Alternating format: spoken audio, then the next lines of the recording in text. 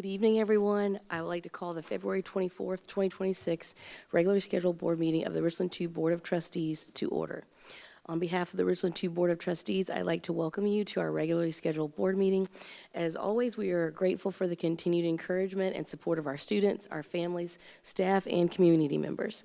Tonight, we look forward to conducting the important business of the district and working together to ensure we remain a stellar school district committed to excellence in education.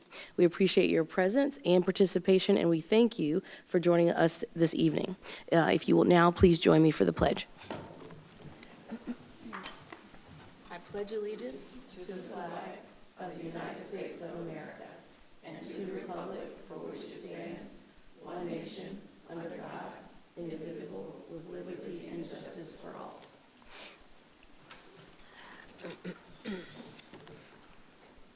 Okay, the agenda for tonight's meeting has been published and made available publicly. May I please have a motion regarding the approval of the agenda? Madam Chair, Mr. Trapp? I move to approve the agenda for the February 24th, 2026 regular board meeting. Is there a second? Second. Okay, the motion has been made by Mr. Trapp and seconded by Mr. Dennis to approve the agenda. Is there any discussion? Okay, there being no discussion, board members, please vote.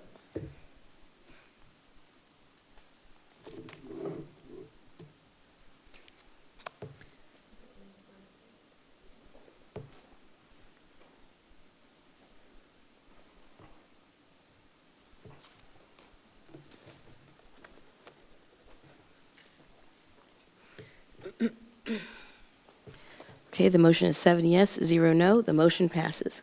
Moving on to item 4.1, executive session. May I have a motion to go into executive session? Madam Chair, Dr. Elkin Scott. I move to convene an executive session for the purpose of receipt of legal advice regarding policy GCKA, support staff reduction in force, reduction in salary, and/or workdays, and policy GCQA-GCQB, professional staff reduction in force, employment recommendations, and certified releases, and receipt of legal advice regarding board governance. Okay, is there a second? Second. Okay, the motion has been made by Dr. Elkin Scott and seconded by Mr. Dennis. Is there any discussion?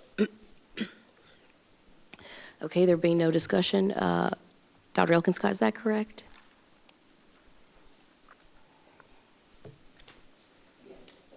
Okay, all right, board members, please vote.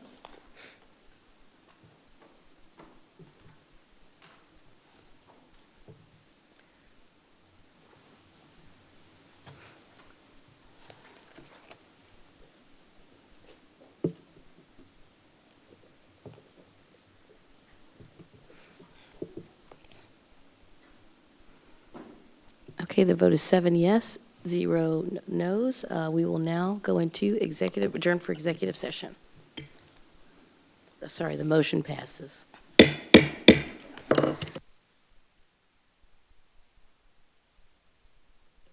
May I have a motion to end executive session? Madam Chair, Mr. Trapp? I move that we adjourn executive session at 6:59 and resume public session. Okay, is there a second? Second. Okay, the motion has been made by Mr. Trapp and seconded by Mr. Dennis to end executive session at 6:59 or resume public session. Is there any discussion?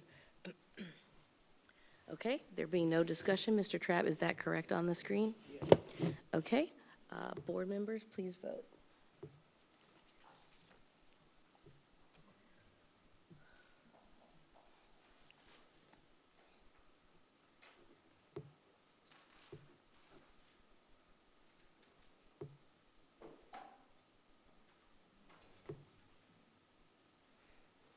Okay, the vote is 7 yes, 0 no. The motion passes. Okay, we will now move on to item 5.1, the consent agenda. May I please have a motion regarding the approval of the consent agenda? Madam Chair, Ms. Washington? I move to approve the consent agenda for the February 24th, 2026 regular board meeting. Is there a second? Second. Okay, the motion has been made by Ms. Washington and seconded by Ms. Porter. Is there any discussion? Okay, there being no discussion, Ms. Washington, once that appears on the screen, if you will just let us know if that is correct. Okay, board members, please vote.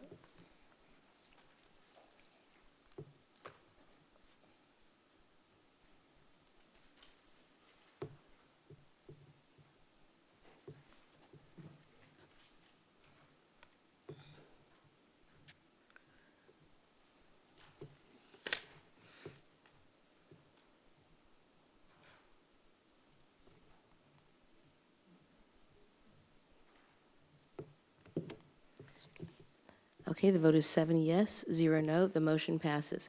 Moving on to item 6.0, public participation. We will now move on to public participation, and we have 3 people that are assigned to address the board. You will be given 3 minutes to address the board. To assist with timing, the lights on the table in front of me will change from green to yellow to red, and then when you have 30 seconds remaining, the light will turn yellow. When your time is up, the light will turn red and you will hear an audible tone indicating your time to speak has expired. Before we begin, I will remind you that our meetings are streamed live and recorded. According to policy BEDH, comments from the public should not include gossip, defamatory words, or abusive and vulgar language. The policy also prohibits in public session any expression of personal complaints and individual school personnel or any other person connected with the school system.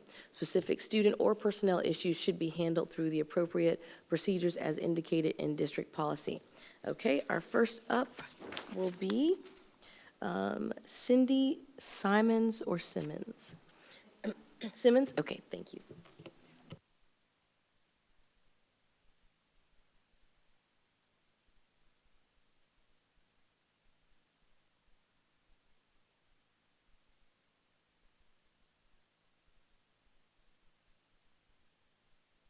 Oh, is that good?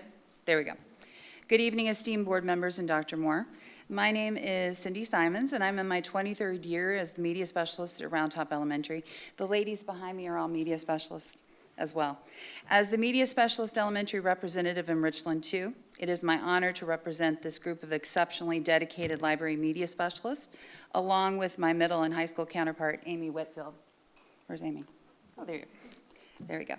I would like to address some concerns that we have regarding the proposed reallocations of Richland 2 media assistants. While we believe these changes will compromise the function of our media centers, our deepest concern remains the impact on the students and the school communities they serve. Recently, all media specialists were, or I'm sorry, let me try that again. All media assistants were informed that their current positions will be eliminated and replaced for the upcoming year with a newly created hybrid job, the media and technology assistant, which will split their duties between media center and direct technology support throughout the entire school. This new position was created in response to Richland 2 recently eliminating over 30 technology learning coaches, which were a full-time certified position. Now media center assistants will divide their time between our media centers and those duties formerly assigned to the TLCs. Additionally, those dedicated individuals must now put in an application, interview, and be hired for these new positions, potentially compete against other outside applicants for a job that was already theirs for a modest bump in pay while assuming new and vast additional job responsibilities. Our media assistants already have a long history of being pulled to supplement coverage in other areas of our schools.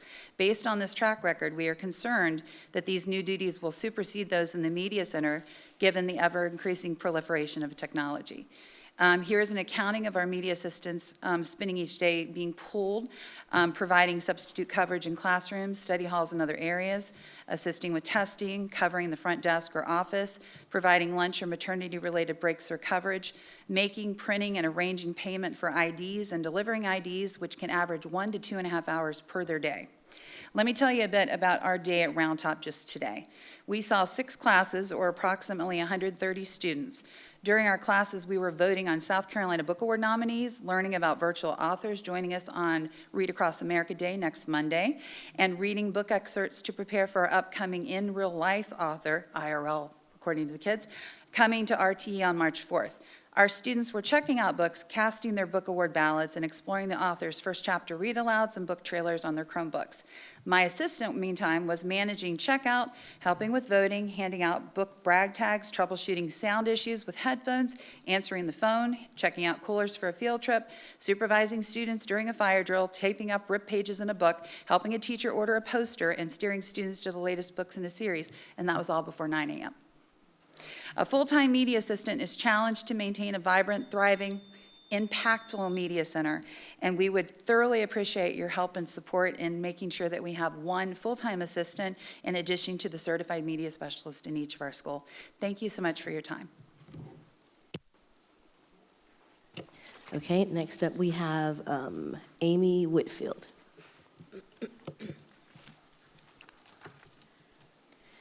Good evening, Mrs. Nash, board members, Dr. Moore. Thank you for this opportunity to present information in regards to proposed cuts to library staffing for next school year. My name is Amy Whitfield. This is my 35th year as a teacher, my 24th as a school librarian serving the students, parents, and teachers at Richland 2. My 3 children are proud Richland 2 graduates. I've been the librarian at Blythewood High School since it opened in 2005. I also serve as the district representative for secondary libraries, and I'm a working retiree. I'm joined by my colleagues tonight to share our deep concerns regarding the proposed cut of 5 school librarian positions and respectfully request that you prioritize the retention of 2 certified librarians at each high school. Richland 2 has always set the high standard at each have always had the high standard that other schools and districts have sought to emulate. Our library programs and librarians are consistently recognized at the local, state, and national level as models of excellence in librarianship and teaching. In the sake of time, we've provided a handout highlighting library achievements and shared experiences of our librarians. The handout also outlines the roles and responsibilities of a school librarian: teacher, information specialist, instructional partner, leader, and program administrator. Librarians lead inquiry-based learning, teach research and digital literacy skills, partner with classroom teachers to support curriculum goals, lead professional development, and help students navigate an increasingly complex information environment. Our role is especially critical in the high school years when students transition to and prepare for college and career demands. Given the loss of the TLC position, some responsibilities from that position will naturally shift to the librarian based on our areas of expertise and specialized training. Reducing the number of librarians disproportionately impacts students, particularly those in high poverty, who rely on school libraries as their primary access point for books, research tools, and academic support. Quality library services consistently are shown to help close literacy gaps and support students from diverse backgrounds, thereby advancing equity across our district. The school librarian is the only certified teacher that works with every student in the building and supports all subject areas and grade levels. With large student populations and predictions of minimal change to high school enrollment, it will be difficult for one librarian to maintain the vibrant, effective library programs our high school students currently enjoy. Reducing the number of high school librarians is counterproductive to maintaining the academic excellence that has been a hallmark of Richland 2. We respectfully ask that you consider that other districts like Greenville, Berkeley, Charleston, Dorchester, Spartanburg, Aiken, and Lancaster demonstrate their commitment to academic excellence by maintaining 2 school librarians and support staff at their high schools. The dedicated librarians of Richland 2 implore you to maintain current librarian positions so that we may perform our jobs at the highest level and have the greatest impact on teaching and learning. Thank you for this opportunity to speak to you tonight and share our stories. Miss Lisa Bishton.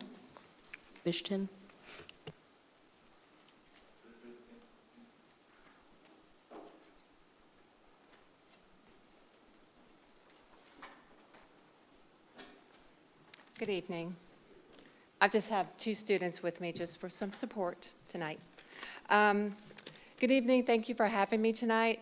I am here to respectfully advocate on behalf of the students in Richland District 2 for the continuation of the position of the College Information Specialist. For the past 9 years, it has been my profound honor to serve our students, staff, and community in this role, one that bridges the gap between high school and higher education, ensuring that every student has equitable access to information, resources, and opportunities for their future. Through this work, we have achieved measurable results that demonstrate the lasting value of this position. We support thousands of students in developing their college and career plans through college application process, including essay reviews, resume building, and interview preparation. We have facilitated over $1 million in scholarship awards for the district, life-changing resources that have opened doors to higher education for many who might not otherwise have had the means. We collaborate closely with school counselors who regularly refer students to us for specialized support on college admissions, scholarships, and standardized testing. We build strong professional relationships with over 100 college admissions reps through college fairs and in-school presentations, which have directly led to new opportunities and individualized attention for our students. We conduct in-school presentations to all grade levels, ensuring that every student, no matter what their background, receives timely, accurate, and actionable information about post-secondary options. We organize SAT, ACT, and FAFSA workshops and maintain partnerships with trusted tutors that have improved student readiness and confidence. We plan and execute each year Decision Day celebrations for our seniors to celebrate the 3 E's: educate, employ, and enlist. The scholarship and college admissions data we collect directly impacts our state report card on the health of our district's mission to provide equitable opportunities for all of our students, especially those without opportunity or means to do so on their own. At a time when post-secondary preparation is more competitive than ever, maintaining this role affirms our district's commitment to equitable access, college readiness, and student success. I am deeply passionate about this work and the lasting difference it makes in the lives of our students. I hope the board will consider measurable impact, strong outcomes, and invaluable relationships that this position sustains every day. Thank you for your time and your consideration. Thank you.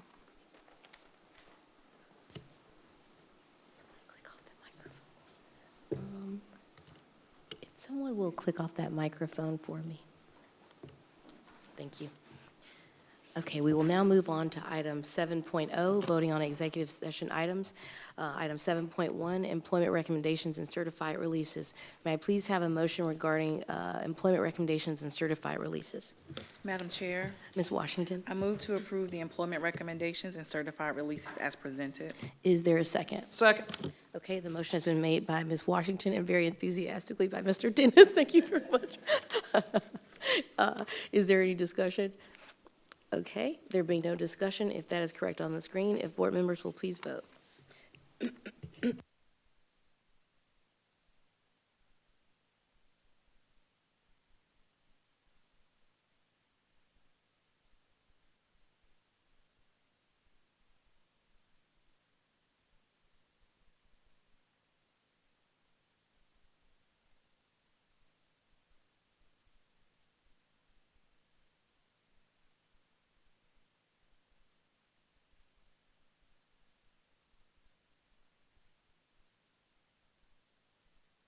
The vote is 7 yes, 0 no. The motion passes. Moving on to item, let's see here, item 8.0, unfinished business action requested, policy revision approval, policy BE board meetings. May I please have a motion regarding the policy revision for approval for policy BE board meetings? Madam Chair, Ms. Washington, I move to approve policy BE board, I move to approve the revisions to policy BE board meetings as presented. is there a second? Second. The motion has been made by Ms. Washington and seconded by Mr. Dennis. Is there any discussion? Okay, there being no discussion, Ms. Washington, if that is correct, board members, please vote.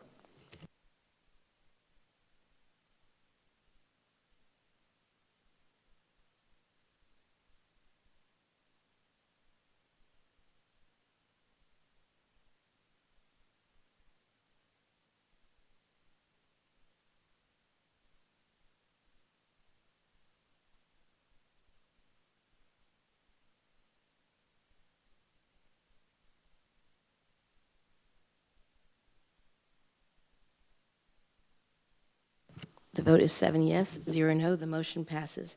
Now moving on to item 9.0, the agenda items for the next meeting. We'll take a look at that with Dr. Moore for the March 10th, 2026 regular scheduled board meeting. Dr. Moore. Thank you, Madam Chair. The next regularly scheduled board meeting is March 10th of 2026. We will begin with our call to order at 5:30 p.m., followed by, let me back up, sorry. We will have our budget session, input session, at 5 p.m., and then followed by the call to order at 5:30 p.m. The board will meet to conduct regularly scheduled board work during that time. We'll have the call to order, followed by the welcome and pledge of allegiance. Next, we'll have the approval of the agenda. The board will then release to executive session, and in executive session, we will discuss student appeals, student admission requests into the district's adult education program, employment recommendations and certified releases, and resume public session at 6:30 p.m. We will then move to the inspirational moment, followed by the consent agenda, which will include approval of the consent agenda, approval of minutes from the previous meeting, and classified employment releases and in-district transfers. We'll then have our public participation. Following public participation, we'll have voting on executive session items, which will include student appeals, student admission requests into the district's adult education program, employment recommendations and certified releases, and as needed for items discussed in executive session. We will then move to unfinished business action requested. The board will look at policy revision approval for policy GBC, staff compensation, policy GCB, professional staff contracts and compensation, policy GCK, professional assignments and transfers. Once we've completed that work, the board will receive a report from the superintendent, followed by reviewing the draft agenda for the March 24th, 2026 board work session. We'll then move to our if needed items of public participation, executive session, voting on executive session items, conclude with board and superintendent comments and adjournment. Okay, board members, is there anything, revisions or additions you would like to see made to this next meeting or a future agenda that you guys can think of right now? Okay. Madam Chair? Yes, Ms. Washington. I'd like to see on the March 24th board work session, a legislative update. Yes. So can I go ahead and make a motion? I'd like to make a motion to request a legislative update on the March 24th, 2026 board work session agenda. Is there a second? Second. All right. The motion's been made by Ms. Washington and seconded by Mr. Dennis. Is there any discussion? All right. All those in favor, please raise your right hand. Okay. Anybody opposed? No? All right. The vote is 7 yes, 0 no. We will add the legislative update for the March 24th, 2026 regularly scheduled work session. All right. Okay.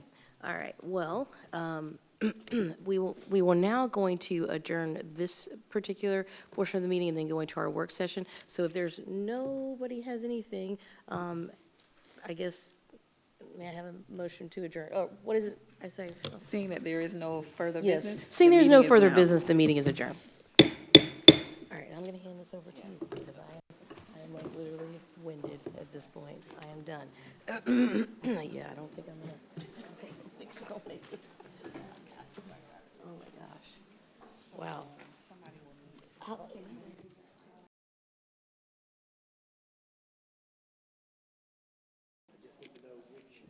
It's 3.1. Yeah, and I'll second it.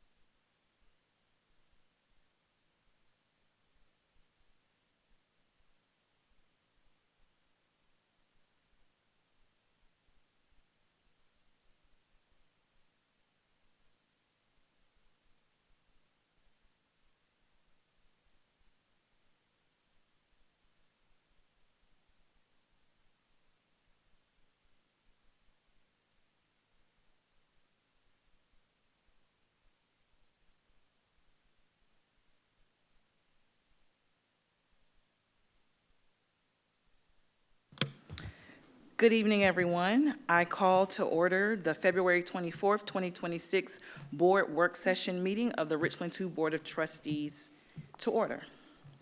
The agenda for tonight's meeting has been published and made available publicly. May I please have a motion regarding the approval of the agenda?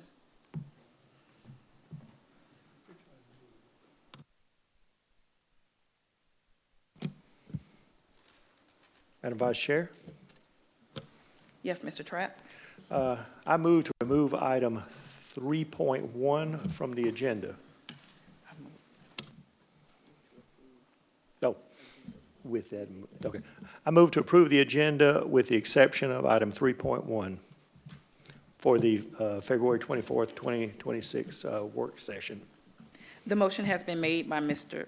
Oh, may I have a second? I'm sorry. Second. Thank you. The motion has been made by Mr. Trapp and seconded by Mr. Dennis to approve the agenda. Is there any discussion? Seeing that there's no discussion, board members, please vote.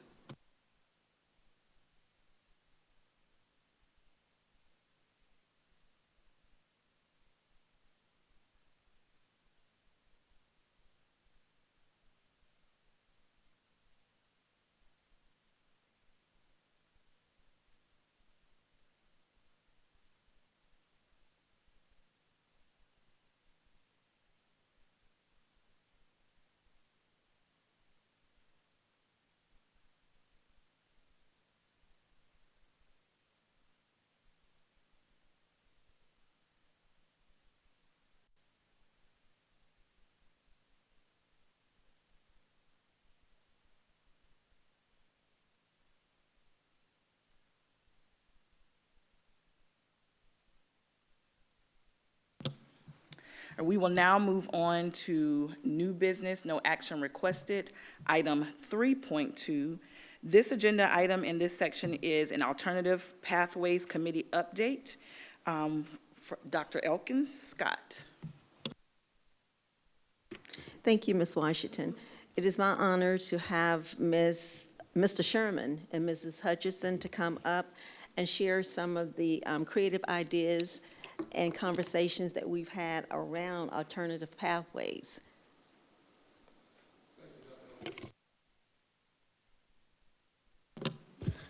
Vice Chair, Dr. Moore, Dr. Elkins Scott, thank you for the opportunity. First, I want to thank you all for this platform, working on committee and having input and providing some of our background. And Dr. Elkins Scott has really opened the door to really look at what we're doing well, and what we could be doing better. Our purpose, clearly we understand the need for alternate placement, but the things we really want to emphasize was looking at those transition procedures and where they're benefiting students and benefiting schools and where are the pitfalls that we currently need to address. Looking at the academic continuity and where we do see it's impacting some students. When they transition from their school to alternate placement and back, how can we do that differently? And also program alignment. As you all know, we have opportunities for students to be served at a home-based model. We now have a pilot with a virtual school to where, as needs allow, we work with a virtual school for placement, and then also the traditional say in Blythewood Academy. Those are our three main priorities in working on this committee together. I've shared with you and you can review, but we shared the dashboard from semester one. And when you have a chance, if you haven't yet, to look at that data, some things we really wanted to point out. Year to year, traditionally from quarter one to quarter two, you see that spike. We've gotten into school, the relationships start, we start to see that incline from quarter one to quarter two annually. But things we want to point out from last year to this year, when we look at quarter one in elementary, this time last year there's a 23% increase. In middle school from quarter one to quarter two last year was a 42% increase. And in high school is a 13% increase from quarter one to quarter two. This year, quarter two, elementary went up 11%, significant reduction. Middle school went up 28% from 42%, so that's a significant reduction. And high school went down 10% from a year ago.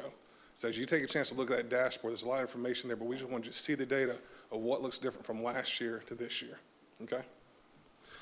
And as we focused on this in our conversation, while we're talking about alternate placements, Dr. Elkins Scott did a great job really focusing. We're talking about a student's behavior from the point we pick them up until the time we get them home. It's just not in the classroom, in the hallways, but also transportation to and from, on field events, sporting activities. So we looked at the whole exposure of a child when we talked about discipline.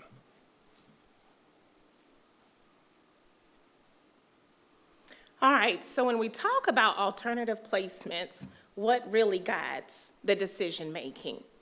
We want to make sure that we are giving students an opportunity to still have access to education.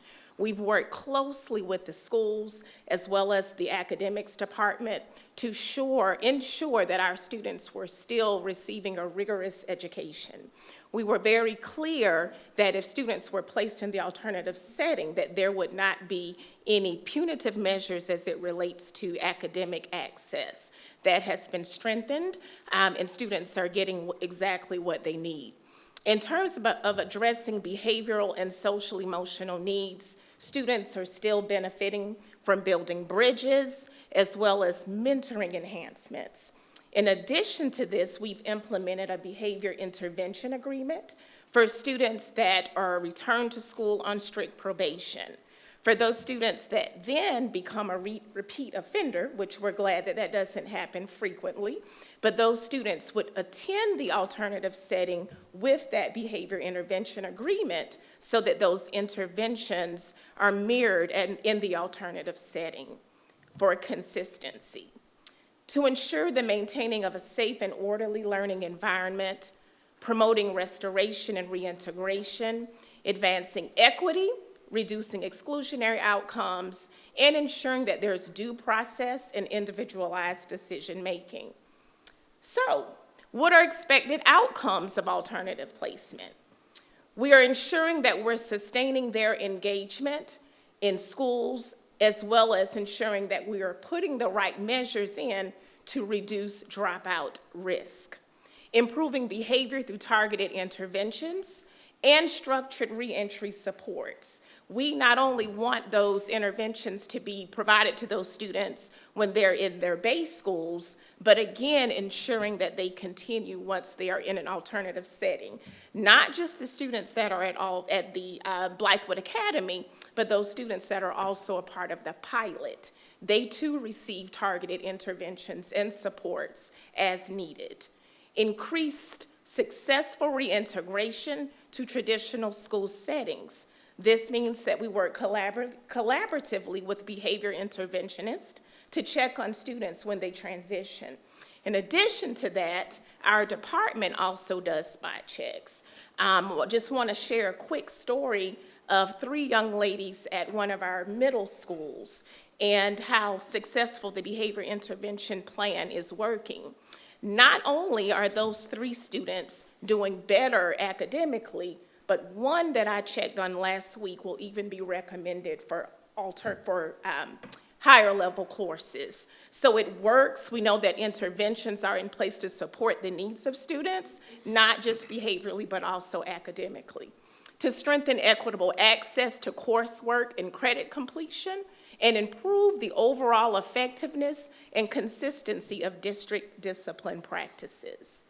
The review and monitoring process. Student progress in alternative placement is reviewed and defined through intervals consistent with our administrative rule. Decisions regarding continuation, transitions, returns to home schools are based upon all of the criteria that's listed.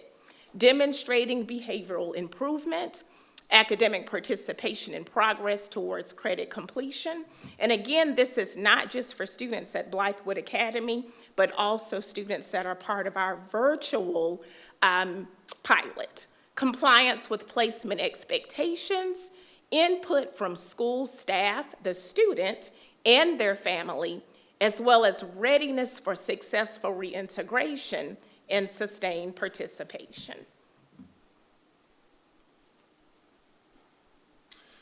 So some feedback we want to share from our committee work. As you do field appeals, and we do feel that you feel it's in the best interest for a student to go to alternate placement, we do caution some specific terminology when you say this student will be allowed to go to Blythewood Academy for 45 days.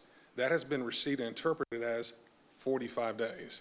And so as we've gone and we've looked at the success and the pitfalls of some of the students, we're noticing that maybe this kid is not on track where they need to be with academic growth, behavioral growth, but yet 45-day comes and we're transitioning back. So we just caution that we would like to really work with the staff of Blythewood Academy alternate placement. If Little Matt made a poor choice and I'm right where I need to be, but now I'm 2 weeks away from the end of this quarter, it might be best that that's the natural transition place where I step into a class at a school setting to where everyone is going through an academic transition. So we just caution that when we are looking at these and giving consideration, some more flexible terminology of this is a better placement versus specific 45 days would help. And moving forward, definitely looking at improving the discipline trends, the support system, but better yet, we're going on field trips.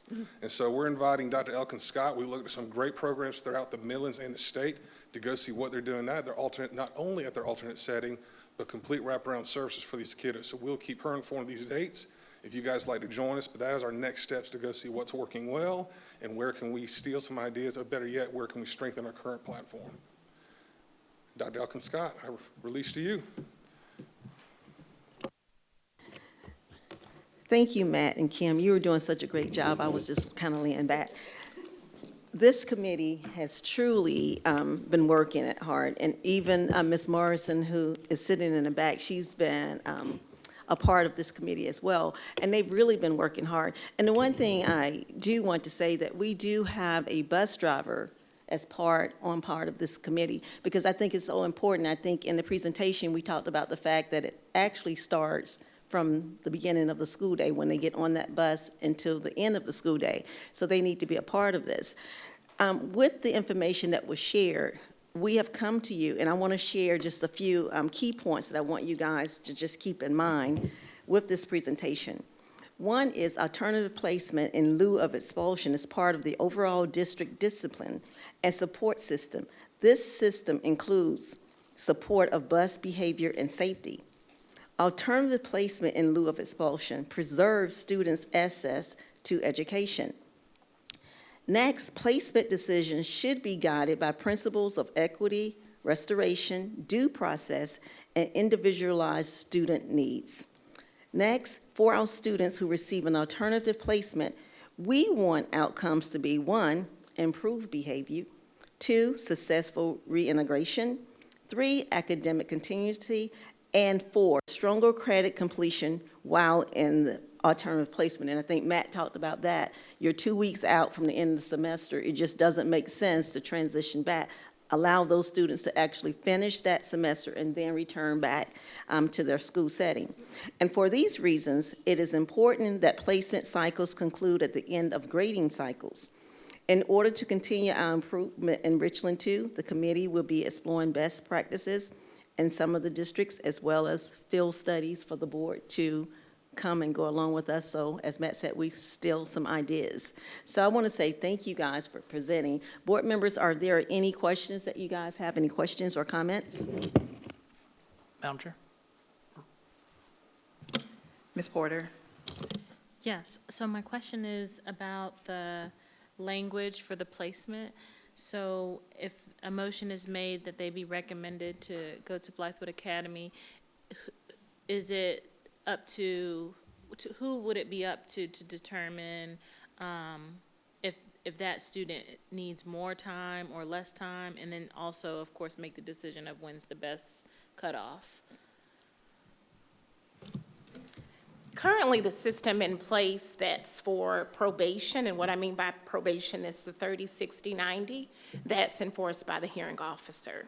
So it would be the same. Hearing officers do a careful review of students and their content, and when we're making decisions whether we're placing at the virtual or the actual academy, a lot of times it's looking at their coursework and ensuring that we don't have issues with transcripts.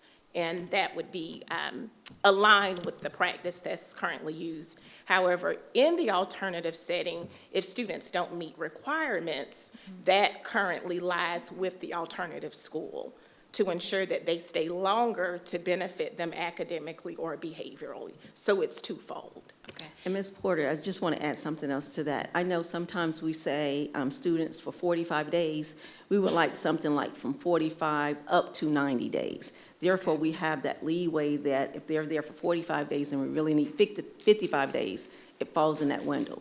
Okay, that's what I was looking for. Right. And then also, in the event where the hearing officer may have made the decision that the student be recommended for expulsion, and then it comes to the board and the board decides to go to Blythewood Academy, at that point in time, do you go back to the hearing officer then to determine the 30, 60, 90-day recommendation, or where would it fall? That's a great question, and it actually comes back to us because we would have had communication, and we would say, you know, that 45 to 90 days is what we want the window to say. And so- therefore, we have leeway. That sounds like there would be more communication than Oh, what we've had in the absolutely. past. So Absolutely. would we revert to our committee chair in Yes. that event? Yes. Okay, all right, thank you. Mr. Dennis? I want to say thank you for the presentation. And before we get started, I just want to let everybody know, Ridgeview is beating Dorman 37-36. Thank you. So when we're looking at these numbers, how many repeat offenders versus new offenders are we seeing on the rise of the numbers in the middle school? Do we have those? It's in that dashboard, yes, sir. How did I miss that? It's it was in the board brief for February 6th, yes, sir. Well, I got it up, but when I was looking through it, I think I just missed it in the whole document. Okay, so forgive me on that one. And If I then, need to get more specifics for you, I'll get whatever data you need. okay, and then, well, never mind. My colleague, Ms. Porter, asked the question, so. All right, we do have one additional question.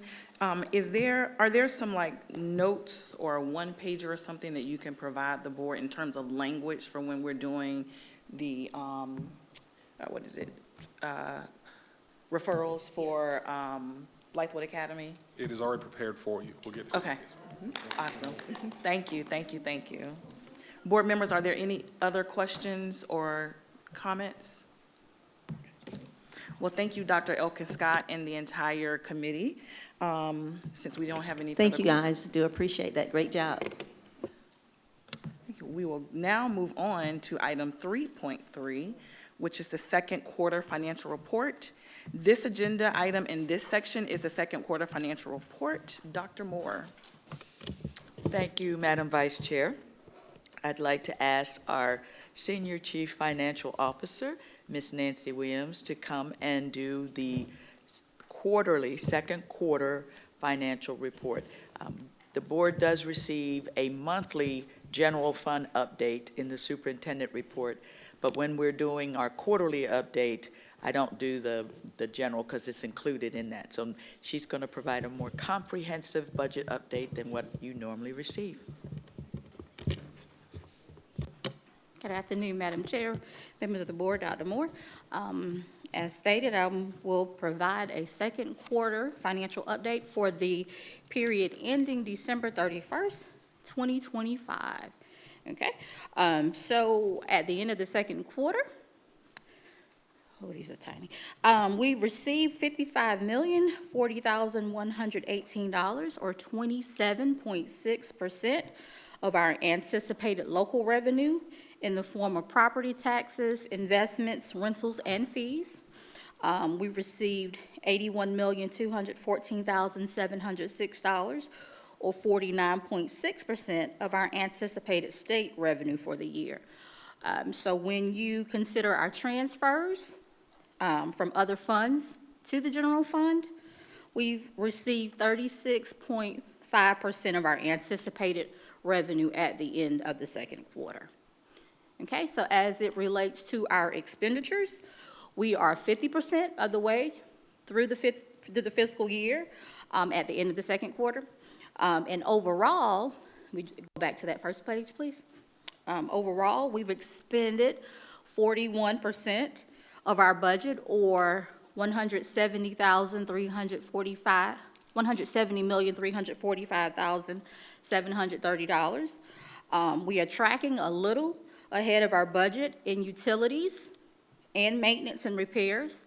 And we will continue to monitor those categories as we go throughout the fiscal year, and we'll come back to you if we see the need to, as we get a little later in the fiscal year, if we determine that an adjustment is needed in those budget categories. Okay? So this chart, as usual, tracks the district revenue by category received through the end of the second quarter to the same period over the past 2 fiscal years. We're tracking slightly behind this fiscal year to where we were over the past 2 fiscal years, but there's no real cause for concern at this point in time. Okay. The next chart tracks expenditures through the second quarter across various categories over a 3-year period. Spending on fringe and utilities is a little higher than they were this time last year, but across all categories, at the end of the second quarter, we spent about 3.7% less than this time last fiscal year, and about 2% less than the year before that. So we're kind of tracking pretty stable overall. Okay. The next, at the end of the second quarter, our fund balance represents 23% of our general fund budget, which equates to 2.7 months of expenditures. Okay.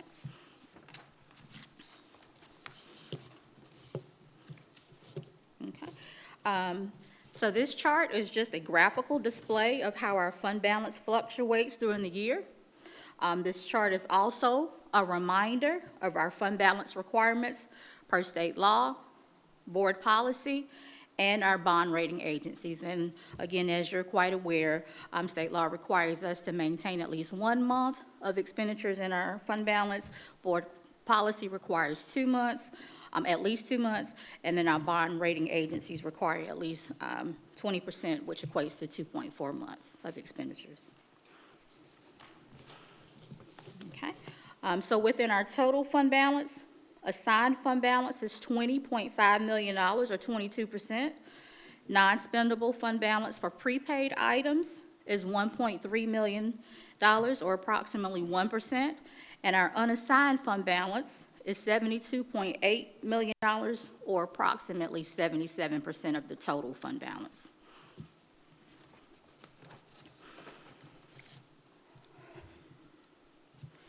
So this chart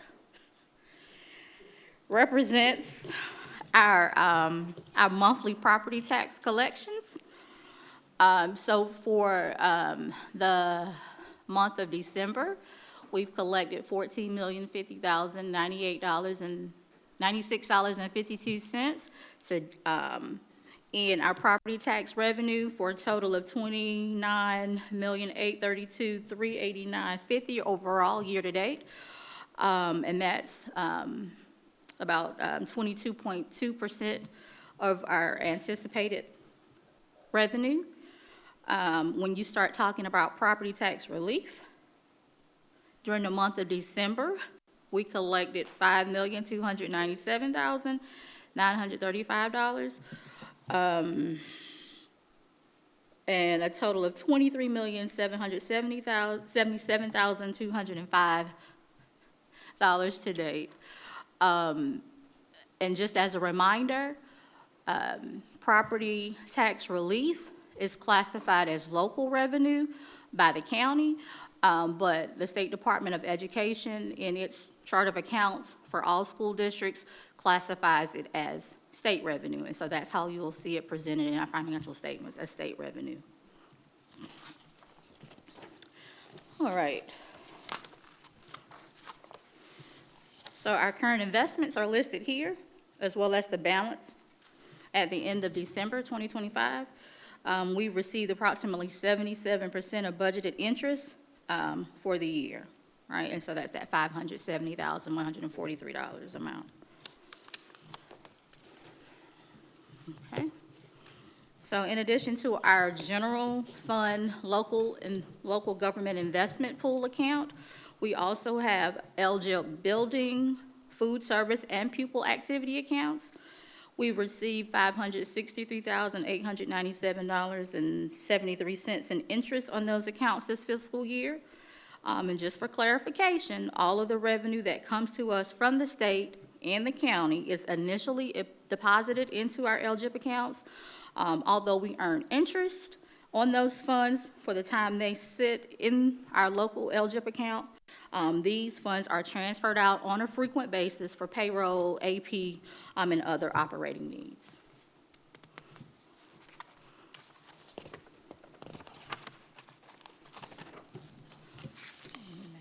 EIA, okay? So I draw your attention to our Education Improvement Act funds on this page, which are allocated through the South Carolina Department of Education. Some of these payments represent one-time payments, while others are spread out through the fiscal year, but beginning at various points of time in the year. And so if you see Fund 303, state-aided classrooms, that represents the EIA portion of our state-aided classrooms amount that shows up in transfers on that very first page under transfers in the general fund. So it comes, state-aided classroom comes in two components, one of them in the general fund, that's the largest pot, another pot in EIA, but we have to do that transfer from EIA to general fund to make up our overall general fund budget. Then I draw your attention, I'm gonna go back one page, please. I draw your attention to middle of the page, Fund 335, reading coaches. You'll see that we've already spent $1,078,326, or 84% of our reading coach allocations at this point in the fiscal year. Since reading coaches are a requirement, we will have to supplement this with dollars from the general fund before the end of the fiscal year. Okay, and primarily, you'll always hear the state funds reading coaches, and that is true, but they give us a set amount. Our salary is typically higher than what we receive, and the amount that we get from the state does not include fringe, so we have to cover those costs. Okay, so altogether, we've spent $19,118,819, or 48% of our EIA allocations at the end of the second quarter. Okay, so this page represents or provides the revenues, expenditures, and encumbrances for all of our other special revenue funds. And as always, a fund that begins with a 2 or a 6, that's federal. And the federal funds that flow through the Federal Department of Education are on a reimbursement basis. 700s are our school pupil activity funds. Anything that starts with a 9 is our state restricted grants that flow through the State Department of Education. And 800s represent our local grants or anything else that we have to track the revenues and the expenditures separately. So that's kind of just an explanation of each of those funds. But I would like to draw your attention to 299. 299 Medicaid funding. Our collections are down, but we're doing some research to figure out some way that we could potentially maximize the revenue that comes in through Medicaid, but I just wanted to draw your attention to that because you will see a negative there. But like I said, we are researching ways to see if we can maximize that funding. Okay. This sheet gives you a breakdown of all sources of capital funds available at the end of the second quarter, which includes our 8% issuances, the remaining bond referendum funds, and funds that have been transferred at the end of the year to capital projects, as evident in funds 521 and 532. You will see total revenues of $96 million, and after expenditures and outstanding purchase orders, an available budget of $22.2 million. Okay, so on this represents the board's budget, and you will see $301,610 expended, or 48% of the board's budget has been expended through the end of the second quarter. Okay, and this is a new addition to the information that's typically shared with you. This represents all of our POs over $250,000 through the end of the second quarter. On this list, please note that if you see SC State Treasurer, that represents our payments to PIBA for insurance. If there are any specific questions about any of these vendors or services, I can do my best to answer that, since this is definitely something new. And we will make sure that we provide this in the monthly reports going forward, any contractual obligations that are above $250,000. Okay, so with that, I turn it over to Dr. Moore. Thank you, Ms. Williams. Board, at this point, we'll open it up for any questions or comments. Madam Chair. Go ahead, Mr. Dennis. I just wanted to say that we have something very special in this district. Her name is Nancy Williams, because the work that she does is amazing, because this is not easy. So some of the things that I found out through here, like I noticed that we're ahead of spending a little bit, but I just want to let people know when you see that, that's typical due to this time of the year with the way taxes flow. But one thing I have found looking around through other districts is our utilities, how it's increasing. Other districts are also experiencing that as well, not just in our state, but other states. So we need to be looking at the rate increases that's coming forward, because there is a potential increase coming soon. So I imagine we'll have to do that. One of the risk or our strengths, we do have a strong fund balance and our investment income seems ahead of pace. So we're doing really good there. Our risk are with the finances are definitely our maintenance, utility inflation, and the reliance on tax timing with state and federal funding. That is our risk. And that's a risk that we cannot control, that timing based on that. And then, of course, the other risk we have is our funding is based on student enrollment. So that is one of the big things we got that I seen. But overall, after looking through all this information, that I personally feel the district remains in financial stable at this mid-year point with good reserves. Early cost acceleration and merits are continued oversight to ensure long-term fiscal sustainability and alignment with board policy is looking pretty good. So hats off to each and every one of you. And that's kind of all I got. And thank you. Dr. Elkin Scott. Just a quick question. I know back in the day, we used to get those utility checks, the schools. Do they still provide that to schools? No, that was an incentive. Good, Mike. No, ma'am. We used to do that as an incentive for energy conservation, but we stopped that several years ago. But we have been looking at different ways with their utilities. And thanks, Mr. Dennis. He's correct. It's the rate increases have got us, but we do not do that anymore. No, ma'am. Are there any other questions from board members? Oh, thank you, Ms. Williams. Don't leave. The next item on our agenda is item 3.4, which is the 2026-2027 budget survey results and discussion. The agenda item in this section, again, is the budget survey results and discussion. Dr. Moore. Thank you, Madam Vice Chair. And before I turn it over to Ms. Williams to share the results of the budget survey, I just want to agree with Mr. Dennis that we are blessed to have Ms. Williams as our CFO.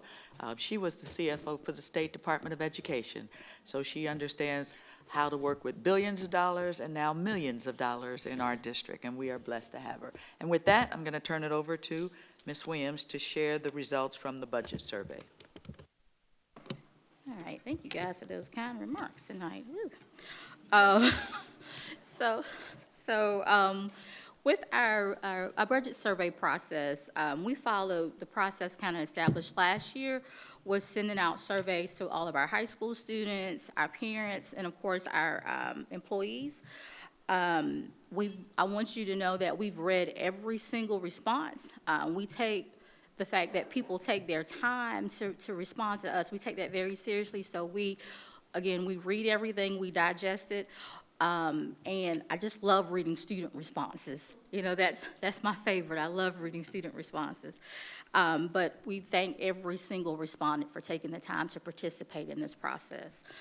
So tonight I will go through the dominant themes from each stakeholder classification, students, family responses, employees, and then I'll talk a little bit about the additional process that we use to engage other stakeholders. Okay, so of course, we are reminded of our core values, our mission, and our vision as we carry out this work.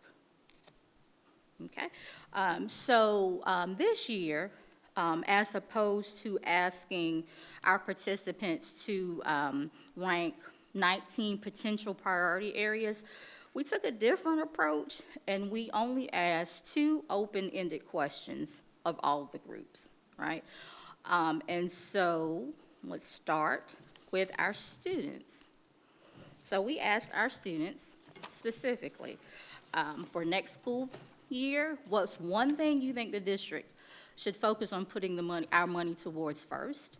And then we asked, what's one thing you really like about our district that makes you want to stay here, even if we have a limited budget?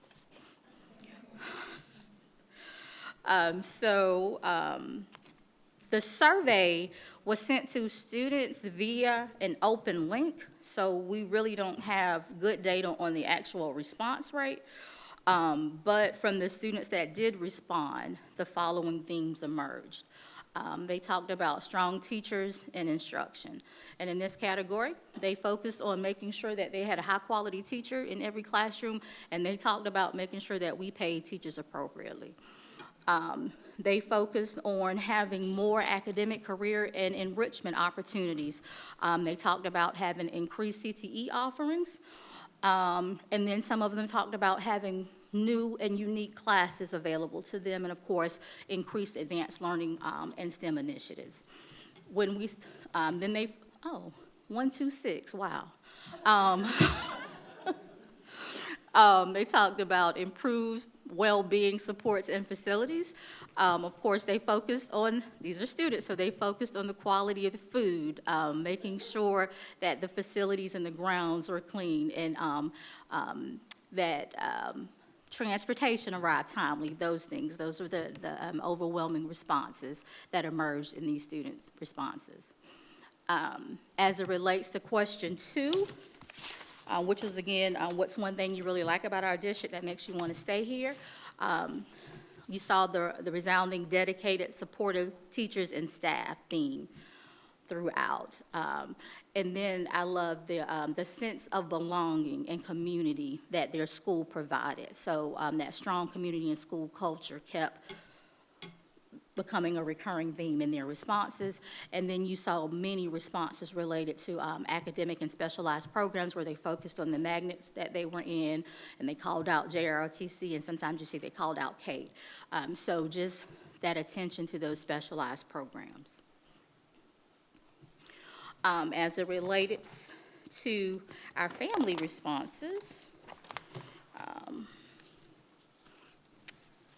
let's see. We asked 2 questions again. What would you like the district to prioritize and to invest in to best support your students? And then what is one feature of our district that you most value and would continue to support even if the budget becomes tighter? While we had a low response rate from our families, the ones who did respond provided very thoughtful and detailed responses. And so most responses focused on instructional quality, student support, and school environments. And so, of course, as it relates to academic quality and resources, they focused on ensuring that we had adequate curriculum and focused on college and career readiness. And again, they talked about those magnet programs. They focused on ensuring that discipline efforts were followed and carried out. They focused on bullying prevention and the need for continued mental health services. And then, of course, teacher pay and retention, ensuring that we are able to retain our teachers and pay them well. Those are some things, the dominant things that kept recurring in these survey responses. And so as it relates to question 2, of course, strong teachers and dedicated staff and supportive administrators was the recurring theme. Community and school environment, again, with that sense of community. And then this one, they focus on those extracurricular opportunities. And then the third theme relates to, again, academic and specialized program. We saw the magnet programs as a repeated theme, and then those early college options and advanced coursework. Okay. Let's see. So as it relates to our employees, nearly 2/3 of responses came from classroom teachers, making the teacher voice the dominant perspective in the data, where you see 63% of our respondents were actually classroom teachers, and 30%, and the largest percentage of respondents were from elementary school at 38%. Okay. And so with our employees, again, 2 questions. Question 1, what should be the district's top budget priority for the 27 school year? And then 2, what innovative strategies or cost-saving approaches would you recommend to help the district meet its budget goals while continuing to support strong student learning and well-being? So our employees are unified in 3 key priorities: competitive compensation, strong behavioral support systems, and safe learning environments, right? So they focus on making sure that we put our funding toward being competitive, having competitive salary schedules, and retaining the best and brightest in our district.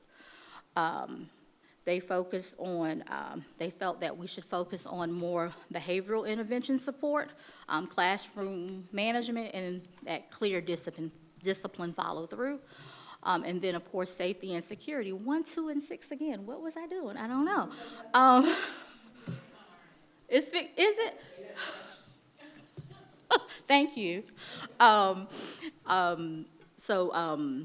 Bullying, and including cyberbullying, security presence and oversight, and then emotional safety for our staff and students. That was definitely a recurring theme in these responses from our staff.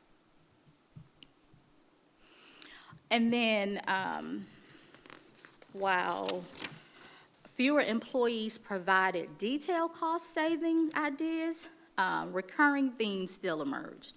And so the most dominant theme was centered around evaluating the district office, staffing, and administrative costs.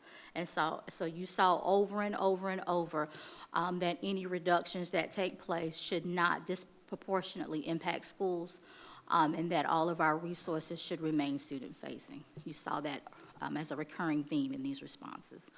And then you saw some other themes related to the district pursuing additional grants and external partnerships to bring in additional revenue. And then the district should have a longer-term focus on ensuring that we're able to pay better so that we can reduce turnover. Okay? Recurring themes.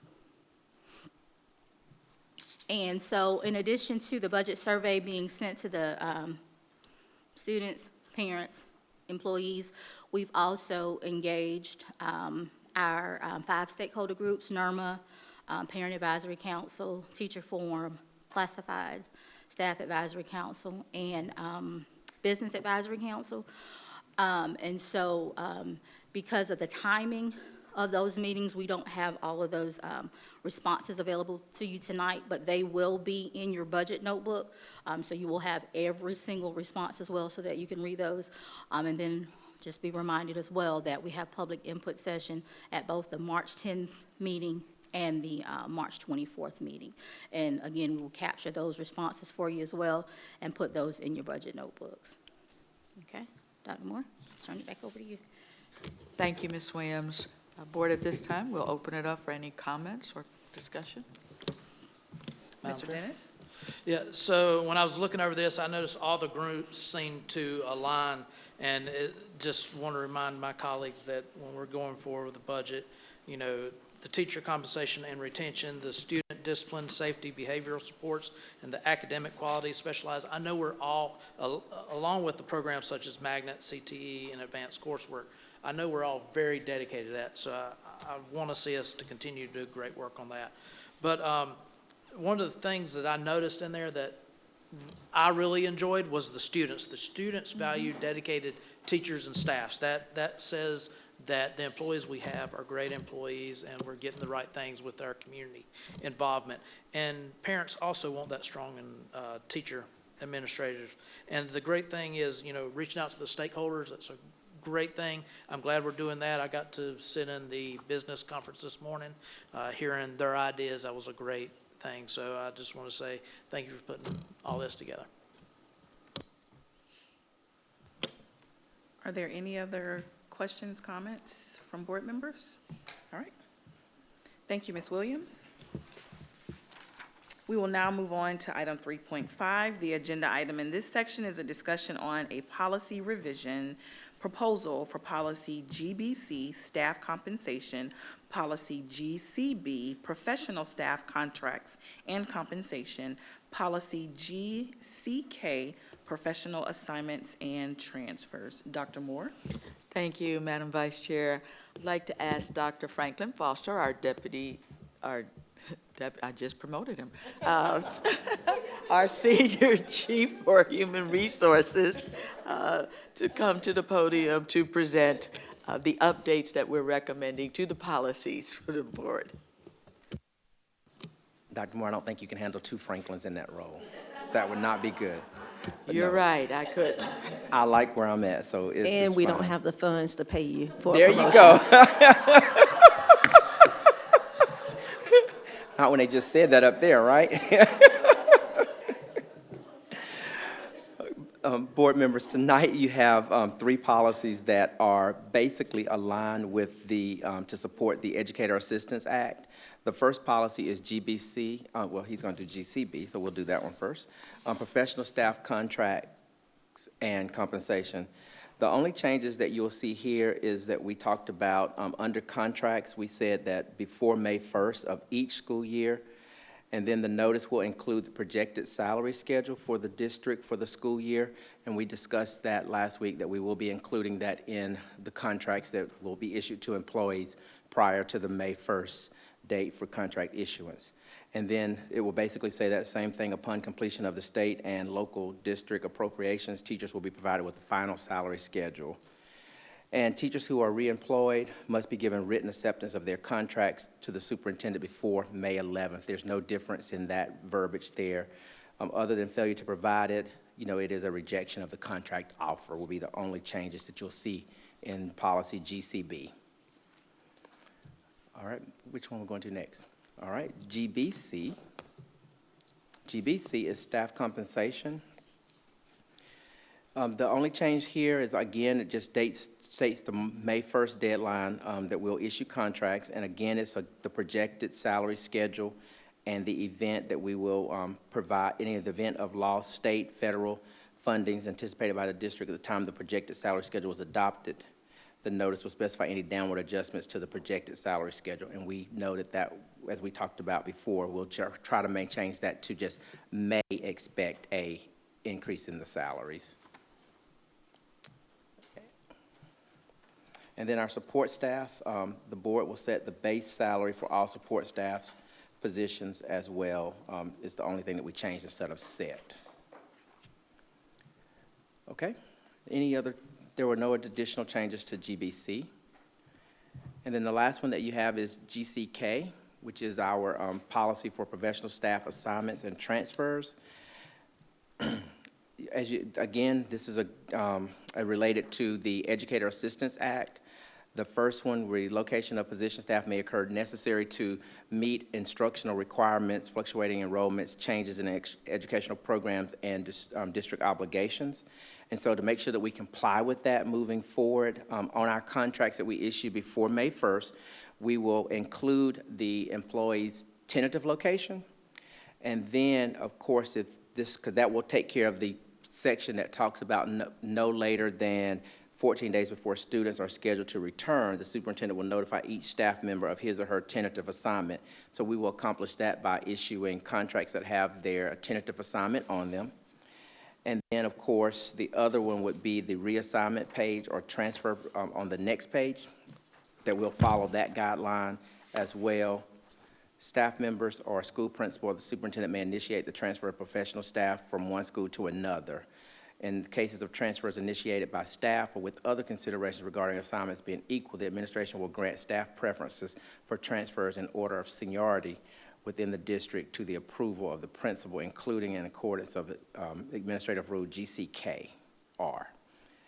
And we do have our transfer policy process that we follow currently right now that's outlined that employees have to notify us if they want to be considered for a transfer, and then, of course, they have to have all transfers have to be finalized by April 1st to give us time to make sure that we have that information taken care of.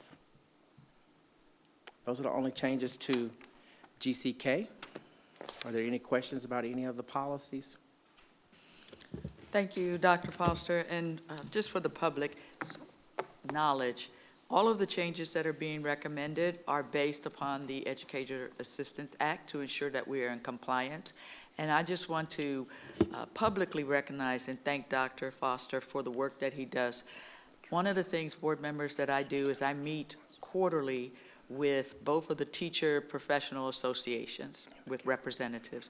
And last year we were required to make some adjustments to comply with changes to the Educator Assistance Act. And one of the organizations told me, both of them thanked me for the work that we did, that Dr. Foster did, in ensuring that we were notifying people in a timely manner. But one of the organizations specifically said they had received numerous complaints from other districts in our surrounding area, but none from Richland 2.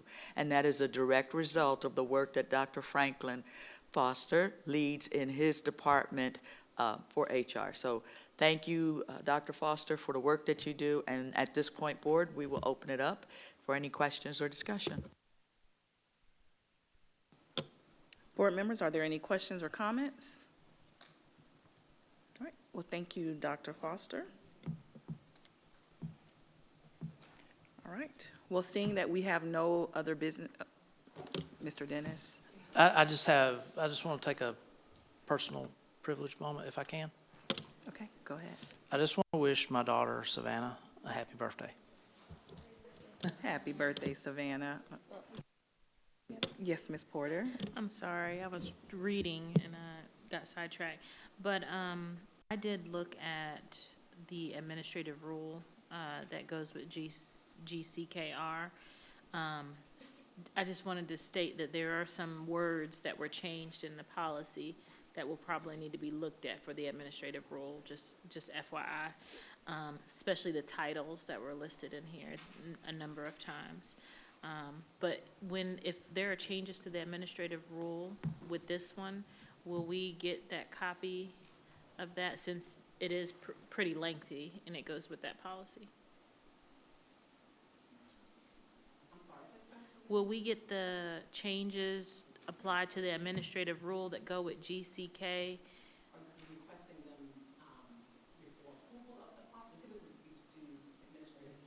After, that makes sense. Okay, so just as a reminder, at some point in time, I'd like for us to make sure we look at it just to see what changes are applied after the policies are approved, because it goes into more detail. Yes, and we normally include those in the board brief. Okay. We include in the board brief and allow a period for board members to provide the policy committee chair feedback before we send it to the school association. Okay. All right. Ms. Williams? It's going to be really quick. It's a point of privilege. Is it No, point of privilege. Okay. Really quick. I want to wish my brother a happy birthday today, and then my son a happy birthday that is on Saturday. So All right. That's it. Well, happy birthday to everyone. Seeing that there is no further business on this agenda, this meeting is now adjourned.